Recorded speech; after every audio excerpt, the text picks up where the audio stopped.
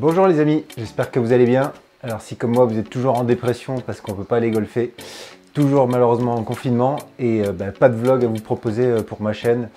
J'ai pas eu le temps d'en filmer avant le confinement. Toutefois je voulais vous proposer une vidéo un peu différente aujourd'hui puisque je voudrais vous parler d'un sujet que j'ai pu évoquer souvent sur notamment les lives de Rina avec quelques-uns d'entre vous, sur le choix de son côté quand on démarre le golf. Alors qu'on soit droitier ou gaucher, est-ce que quand on est droitier, on doit démarrer, on doit jouer au golf côté droit et inversement pour les gauchers? Est-ce que c'est si évident? Ça n'est pas pour tous, ça dépend un peu de son passé, de ce qu'on a pu faire avant et des sensations qu'on a quand on tient un club pour la première fois. Donc je voulais vous faire une petite vidéo là-dessus en vous montrant un peu mon swing de l'époque, ce que ça a pu donner, puisque j'ai effectivement joué des deux côtés et ça a eu beaucoup de répercussions sur mon jeu et sur mon passé golfique. Voilà, j'espère que ça vous intéressera. Alors avant de démarrer notre thème, je voudrais vous parler d'une page Facebook que nous avons créée, notamment avec Thomas Nuzacchi et l'ensemble des vlogueurs français de YouTube. L'objectif de cette page, c'est regrouper un peu l'ensemble des vlogs existants sur les différents parcours qu'on a pu tous faire. Aussi vous donner accès à l'ensemble des vlogueurs français. On est un peu plus d'une trentaine de vlogueurs plus ou moins connus aujourd'hui. Mais voilà, on a tous le même objectif de promouvoir notre sport de façon fun et interactive. Donc ce groupe, il a vocation à que vous puissiez vous y inscrire, regarder les vlogs, découvrir les parcours que vous voudriez faire en France, et puis aussi interagir avec les vlogueurs, et puis pourquoi pas vous lancer dans les vlogs. Donc n'hésitez pas à y adhérer, je mettrai le lien en description, donc ça nous ferait plaisir, et là on est plus de 130 membres, donc ce serait génial qu'on puisse, qui sait, atteindre les 1000-1500. Voilà, merci beaucoup. Alors pour ceux qui ne me connaissent pas encore, donc je m'appelle Antonio, j'ai 41 ans. On dirait pas comme ça, hein. Et donc j'ai commencé le golf en 2015. Alors avant ça, à l'origine, j'étais un joueur de tennis. J'ai fait du tennis assez jeune. J'ai commencé, j'avais 8-10 ans. J'en ai fait très longtemps. J'en ai fait quasiment jusque mes 25-26 ans. Après, j'ai eu quelques blessures qui m'ont empêché de continuer. Et notamment quand je suis arrivé à Paris aussi, où le tennis est un peu plus compliqué avec le travail, etc. Et donc en fait j'ai commencé le golf en été 2015. C'est grâce à mon beau-père et un de mes amis. Mon beau-père s'y est mis assez tardivement, mais il s'est pris de passion pour ce sport. J'ai été quand même assez surpris de son engouement pour ce sport. Et j'avais un de mes amis avec qui je travaillais qui jouait beaucoup aussi, qui m'en parlait assez souvent et qui me disait tu devrais t'y mettre, toi ancien joueur de tennis, etc. Ça te ferait du bien. Voilà. Donc effectivement j'ai décidé de m'y mettre à l'été 2015. Mes parents habitaient dans les Landes à l'époque, donc j'en ai profité pour aller dans l'académie assez reconnue de Moliette. Donc je suis allé faire un stage d'initiation au golf de Moliette. Alors j'avais des idées reçues plutôt sur le golf. Outre les idées reçues classiques que c'est un sport cher, etc., pas fun et pas du sport, bon ça j'en passe, mais j'avais surtout une idée assez arrêtée sur la façon dont on pouvait jouer au golf quand on était un joueur de tennis. Parce que c'est un sport contre nature par rapport à ce que j'ai appris au tennis. C'est-à-dire qu'en fait moi pour jouer, il faudrait que je tape dans le sens d'un coup droit. D'accord. Sauf que moi, comme ça pour moi c'est un revers. D'accord. Tu vois ce que je veux dire? Bah oui, il est gaucher, Anthony. Oui mais et donc je m'étais mis dans la tête que étant gaucher et ayant un revers à deux mains, en fait un swing de golf ressemblait quand même beaucoup à ce qu'on pouvait faire avec un revers à deux mains. Et donc en fait quand j'ai commencé le stage, j'ai pas dit que j'étais gaucher et donc j'ai pris directement des clubs de droitier et donc j'ai commencé à taper des balles comme ça. Alors j'ai tapé quelques balles avant avec mon beau-père, sachant que j'avais regardé déjà beaucoup de vidéos à l'époque notamment de Renaud Poupart, qui était un des précurseurs à l'époque, et donc je m'étais fait un peu une idée d'un swing, donc j'ai commencé à taper un peu, à tapoter la balle. Les résultats étaient plutôt intéressants.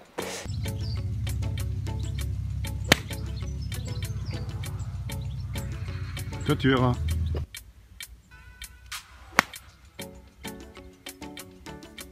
Non, je sais pas. Et donc pendant le stage, ça s'est plutôt bien passé. Donc je tapais plutôt bien la balle. Au bout d'une semaine, j'arrivais à bien la faire voler. Et puis je me suis pris très vite de passion pour ce sport. Je crois que la semaine après mon stage, je suis allé à Biarritz aller m'acheter une demi-série Wilson. Les premiers entraînements que je suis allé faire, c'était au Golf de Pinsol, qui était juste à côté de chez mes parents. Donc j'allais taper des balles dans le lac du Golf de Pinsol, et c'est vrai que, je sais pas, j'avais une facilité, la balle volait plutôt bien. Je sais pas, vraiment au départ, je m'étais dit que j'avais fait le bon choix. et que j'allais réussir à progresser comme ça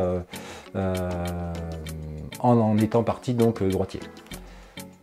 Donc il s'est passé quelques mois, donc quand je suis rentré en Ile-de-France, donc je me suis inscrit au club de l'Isle-Adam, qui est mon club actuel, et donc j'ai décidé de continuer à faire du golf, donc assez sérieusement entre guillemets, et donc j'ai pris un pro pour pouvoir voilà, prendre des cours avant de me lancer sur le parcours.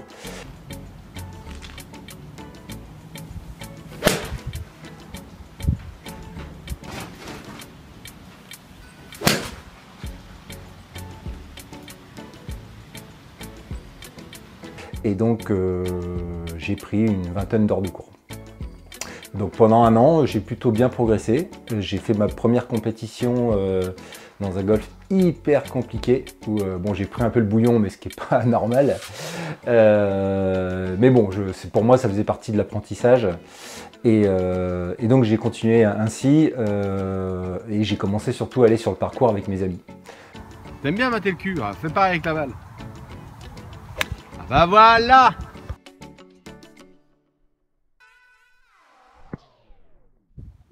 Donc je dirais que pendant un an, j'ai plutôt bien progressé.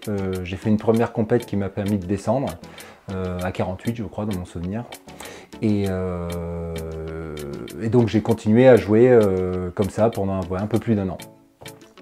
Et au bout d'un an, alors il y a eu ce fameux plateau de progression, on vous en parle souvent au golf, on vous dit que les premiers temps, quand vous êtes très mordu, vous allez votre niveau avoir tendance à monter. Après, vous allez avoir des espèces de plateaux où votre niveau va descendre un petit peu pour avoir un palier, donc pour pouvoir progresser significativement. Et donc, pendant un an, ça allait. Au bout d'un an et demi, je progressais plus beaucoup et je trouvais que j'avais quand même beaucoup de sockets.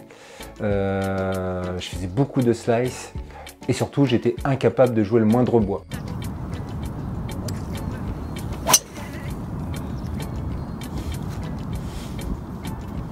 Après le début, donc au bout de 2 ans, je faisais des parcours, mais je tapais aucun bois sur les départs. J'avais même acheté un hybride, un club hybride là, de chez Shipping, qui est mi-fer, mi-hybride, qui me permettait de taper des balles. Et donc, bon, je me posais pas trop de questions, mais je commençais à me dire que ça allait être compliqué. Donc j'ai continué à prendre des cours, toujours avec le même pro, voilà, qui me parlait de problèmes de release, que j'avais assez peu de release, qui n'arrêtait pas de remettre mon grip en place et surtout voilà, qui estimait que au niveau rotation, c'était pas ça, que je faisais beaucoup de souhaits, donc on a travaillé beaucoup ça. Et j'y arrivais pas. J'arrivais pas à tourner, j'arrivais pas à faire de release, c'était vraiment compliqué, c'était une période assez difficile.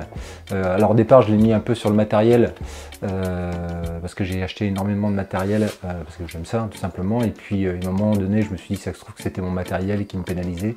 Donc à l'époque, je jouais avec des Ping G30. Et donc j'ai décidé d'aller faire un fitting. Et je suis allé faire un fitting chez Golf & Swing. Et il m'a conseillé à l'époque, à juste titre, des Tom Wishon à longueur unique.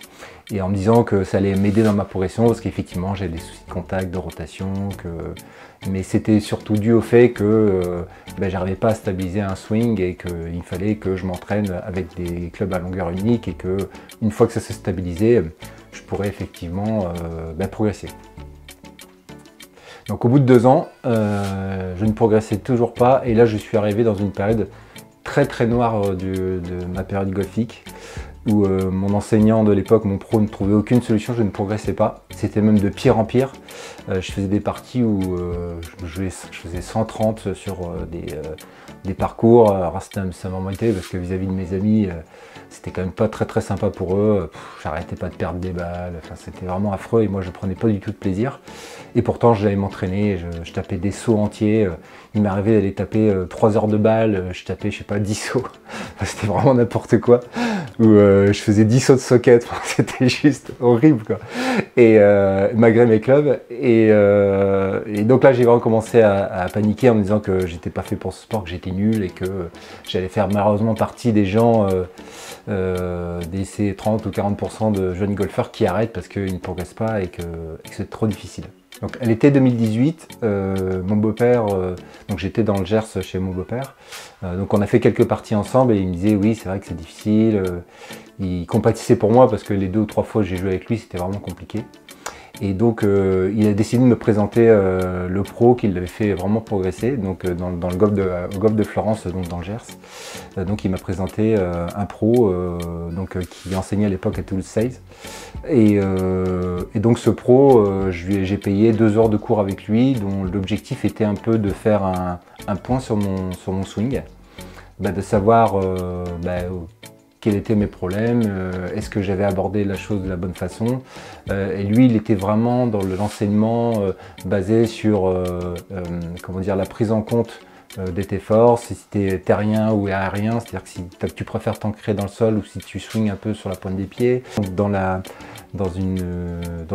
enseignement assez novateur que je trouvais, qui était évidemment inspiré de je sais pas quel enseignant américain.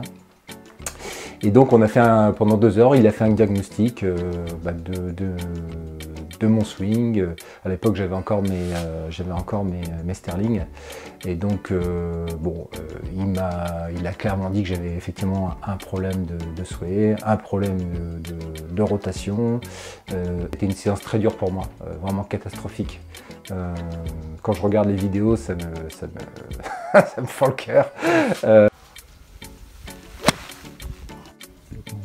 On y va.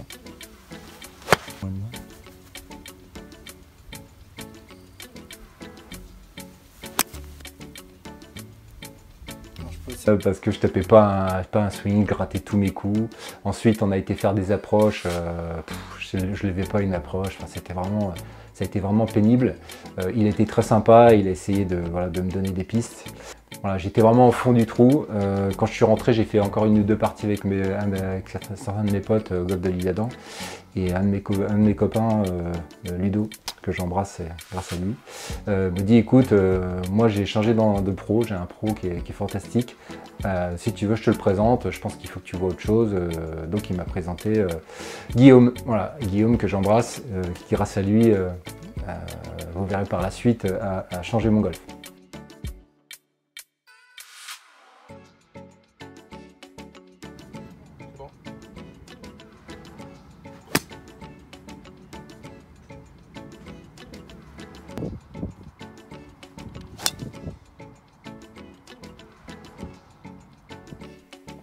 Donc on a commencé à bosser avec Guillaume en septembre 2018. Et donc au départ, on était resté dans l'idée que sans doute c'était lié à un enseignement qui ne me convenait pas. De mauvaises bases, prises aussi pendant mes nombreux entraînements seuls. Parce qu'en fait, étant tennisman, j'essaie d'appliquer les méthodes que je me suis impliqué quand je jouais au tennis, c'est-à-dire beaucoup de répétitions. Beaucoup de services les uns derrière les autres en ayant des cibles, vraiment beaucoup de répétitions. Je tapais des sauts de balle entiers au tennis et donc j'essaie d'appliquer ça au golf, sauf que quand vous faites ça seul et que vous jouez mal, vous cultivez votre mauvais swing. Et donc Guillaume me disait qu'effectivement c'était sans doute lié à tout ça et qu'il faudrait que on reprenne un peu les bases ensemble. Donc on est reparti comme si je ne savais pas jouer au golf. On m'a tout replacé, la posture, le grip, il m'a expliqué un peu comment fonctionnait un club de golf, parce que c'est vrai que pour beaucoup de pros ça paraît évident, pour beaucoup de gens ça paraît évident comment fonctionne un club de golf, mais est-ce qu'on vous explique que en fait la balle décolle juste par le fait que vous la compressez? Moi on ne m'a pas forcément expliqué ça. Pour moi je tapais des balles au golf comme je tapais au tennis, c'est-à-dire que le tennis c'est un sport de frappe, on m'a jamais dit que le golf c'était un sport de lancer. Donc, et puis encore une fois, moi j'étais parti sur mon geste de revers en me disant que c'était la bonne façon. Et donc j'avais beaucoup d'idées reçues sur ce qu'était un swing de golf, quand bien même je regardais énormément de vidéos, et je pense que je me suis aussi beaucoup pollué. Je lisais beaucoup de choses, j'ai regardé énormément de vidéos de beaucoup d'enseignants, des Anglais, des Américains, des Français, qu'au bout d'un moment je ne savais plus trop. Donc j'avais décidé de tout effacer, et donc j'ai laissé Guillaume vraiment reprendre tout à zéro. Donc on a tout repris. Et donc les premiers résultats étaient plutôt encourageants. J'avais un swing qui était un peu plus consistant.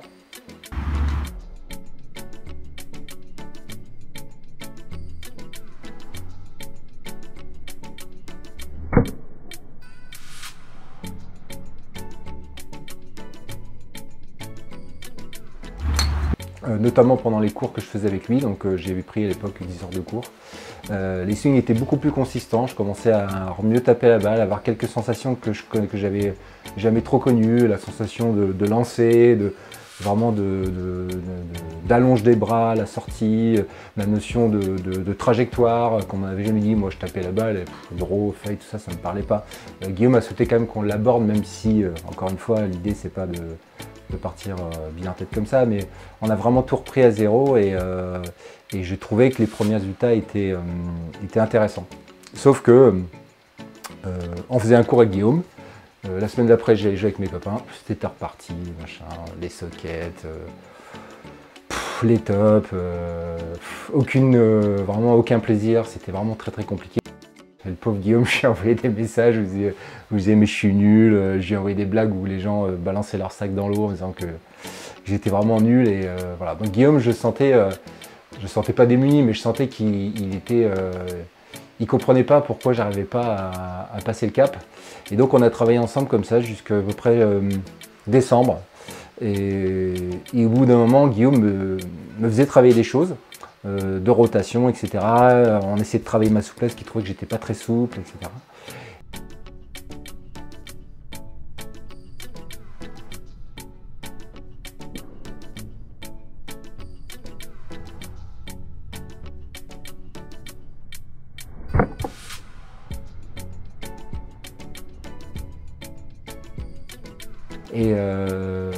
Et donc, il comprenait pas, parce qu'il y a des moments, je faisais des cours avec lui, ça se passait super bien. Et je revenais la semaine d'après où j'avais été jouer, je disais que c'était catastrophique. Et il comprenait pas. Et c'est vrai que dans une séance, je pouvais taper très bien des coups pendant un quart d'heure, 20 minutes, et puis après ça partait dans tous les sens. Et il comprenait pas pourquoi j'arrivais pas à stabiliser, pourquoi mon corps fonctionnait pas. Il avait vraiment beaucoup de doutes sur pourquoi j'arrivais pas à intégrer des choses qui pourtant intellectuellement parlant semblaient être comprises. Et donc un jour, il me pose une question, aussi anodine soit-elle, parce qu'encore une fois on n'avait jamais abordé le sujet, et il me dit mais t'es droitier ou gaucher? Et à ce moment-là je lui dis je suis gaucher. Il me regarde avec des yeux comme ça, en disant mais pourquoi tu joues côté droit? Et donc je lui explique mon passé, etc., etc. Il me fait ok, mais t'es quand même gaucher. Donc ça veut dire que potentiellement tu tournes mieux, tu as des repères de gaucher, donc c'est bien, mais il est intimement persuadé que c'est pas mon bon sens et il me dit il faut tout reprendre à zéro et on va essayer de taper en gaucher. Alors moi, vous imaginez dans quel désarroi j'étais. De toute façon, j'étais tellement mal et j'avais tellement envie de continuer parce que je voulais pas lâcher le golf. C'était vraiment un sport qui me plaisait beaucoup. Et j'ai dit à Guillaume, écoute, essayons en gaucher. Donc à l'époque, on était au golf de Noisy-le-Roi. Et donc il va chercher dans le clubhouse des clubs de gaucher, enfin 2 clubs de gaucher, un 9 et un 7 je crois dans mon souvenir. Et il me dit écoute, bah vas-y, tape. Donc je tape et je me mets tout de suite, mes mains se ferment et je me mets à faire des gros draws. Et donc il me regarde en me disant bon bah écoute, il me regarde, il me laisse taper, il tape. Et plus je tapais et plus ma balle commençait à voler. Parce qu'au début évidemment, on met des gros push, on tape bien la balle, mais au bout de, je sais pas, d'une vingtaine de balles, 20-25 balles, je commençais à mettre des balles qui prenaient un peu de hauteur, qui avaient un léger draw. Voilà, ça commençait à avoir... Et puis moi, je sais pas, alors, juste le fait que j'avais inversé les mains sur le grip, ça me faisait un peu bizarre. Et surtout au tennis, c'est un revers, c'est un coup droit de main, donc ça me faisait un peu bizarre au départ. Mais je sais pas, au bout d'une heure, je me suis dit, tiens, c'est pas idiot. Et donc Guillaume ne disait rien, et je me dis, bon, qu'est-ce qu'il va me sortir? Et au moment, il me dit, écoute, je crois qu'il faut que tu oublies, t'es pas droitier, t'es gaucher. Donc il me dit, si tu as envie de jouer au golf, bah, il faut que tu abandonnes ton côté droit et qu'on repart complètement à gauche. Donc me voilà, tout décembre 2018, à reprendre le golf à zéro. Voilà, donc je décide effectivement, sous les bons conseils de Guillaume, de vendre tout mon matos de droitier. J'en ai donné une partie à mon beau-frère, ça me fait plaisir, d'ailleurs je l'embrasse. Et donc je me décide à racheter du matériel de gaucher et donc de repartir à zéro en gaucher. Donc forcément beaucoup d'excitation. On entrevoit le tunnel, on se dit que c'est peut-être ça et qu'enfin je vais pouvoir prendre du plaisir au golf. Donc en plus, moi qui adore le matériel, vous imaginez aller rechercher du matériel. Bon, sauf que le gaucher vous déchantez parce qu'effectivement, En gaucher, on ne trouve pas beaucoup de choses, c'est un peu compliqué, il faut acheter en Angleterre, on ne peut pas essayer chez les fitters, donc bon, je leur passe un petit coucou. Alors c'est quand même dommage de promouvoir du fitting et d'avoir que très peu de clubs de gaucher à faire essayer, mais ça c'est un petit aparté. Donc bref, tout ça pour dire que je m'achète des clubs. Donc à l'époque je me suis acheté des clubs d'occasion sur internet, je me suis acheté des burners, je m'en souviens encore, des TaylorMade burners, et donc on reprend à zéro. Donc on remet tout en place, le grip, etc. La rotation côté gauche. Donc les premiers résultats sont plutôt bons.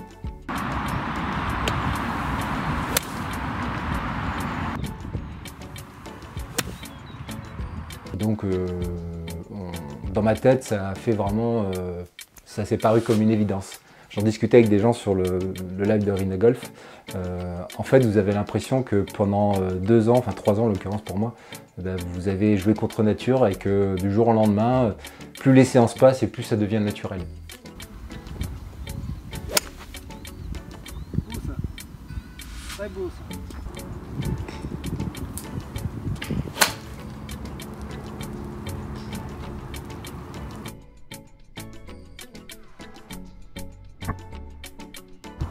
Donc j'ai vite progressé. J'ai commencé à avoir une frappe de balle beaucoup plus consistante en quasiment 6 mois de gaucher qu'en 3 ans de droitier.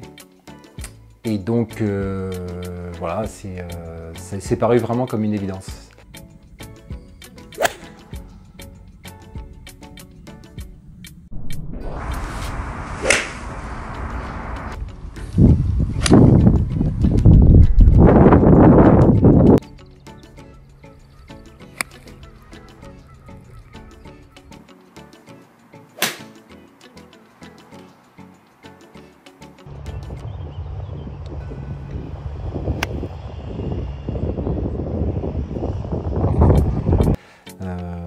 La rotation se faisait mieux, le release se faisait mieux, plus de sensations, et puis même au putting, une sensation d'être de son côté naturel, d'avoir beaucoup plus de repères.